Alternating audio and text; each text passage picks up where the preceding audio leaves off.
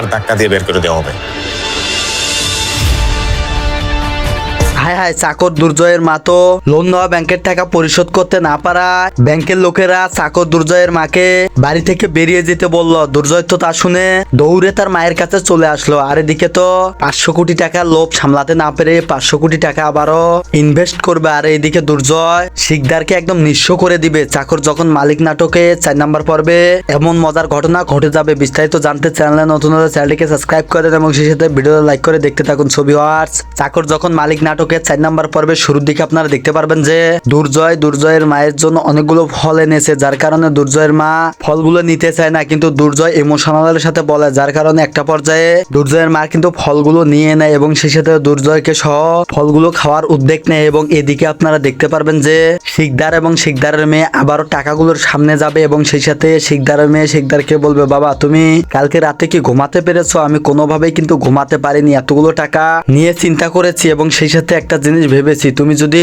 এই টাকাগুলো থেকে 300 কোটি টাকা আবারও ইনভেস্ট করো তাহলে 1500 কোটি টাকা আমরা পাবো এবং সেই সাথে 200 কোটি টাকা দিয়ে শহরে গিয়ে অনেক বড় একটা আলিশান বাড়ি নেব এবং সেখানে তো আমাদের সবকিছু রাজকীয় ভাবে চলবে। ঠিক তখনই শিকদারের মেয়ের কথায় শিকদারও একদম রাজি হয়ে যায় এবং এদিকে আমরা দেখতে পাই দুর্জয়ের মা ব্যাংক থেকে কিছু টাকা লোন নিয়েছিল, কিন্তু দুর্জয়ের মা তো সৎ থাকায় সেই লোনের টাকা পরিশোধ করতে পারেনি, কেননা সে কখনো বেসৎ পথে কারো কাছ থেকে একটি টাকাও নেয়নি। তাকে যদি সাহায্য করেও একটি টাকা দিতে চেয়েছে সেই টাকাও সে কখনো নেয়নি। তাই তো ব্যাংকের টাকা লোন পরিশোধ করতে না পেরে ব্যাংকের কর্মচারীরা দুর্জয়ের মাকে হুমকি দিয়ে গেছে, সে যদি সঠিক সময়ে ব্যাংকের টাকা পরিশোধ করতে না পারে তাকে তার বাড়ি ছেড়ে চলে যেতে হবে। এদিকে আমরা দেখতে পাই এই খবরটি শুনতে পেরে দুর্জয় তো তার মায়ের কাছে ছুটে এসেছে এবং সেই সাথে দুর্জয় তার মায়ের মুখ থেকে এসব কথা শুনতে পেরে দুর্জয় তো একদম রেগে যায় এবং সেই সাথে ব্যাংকের কর্মচারীদেরকে তাদের মুখের উপর টাকা ছুঁড়ে মারার জন্য দুর্জয় কিন্তু ব্যাংকের দিকে চলে যাচ্ছিল। কিন্তু তখনই তো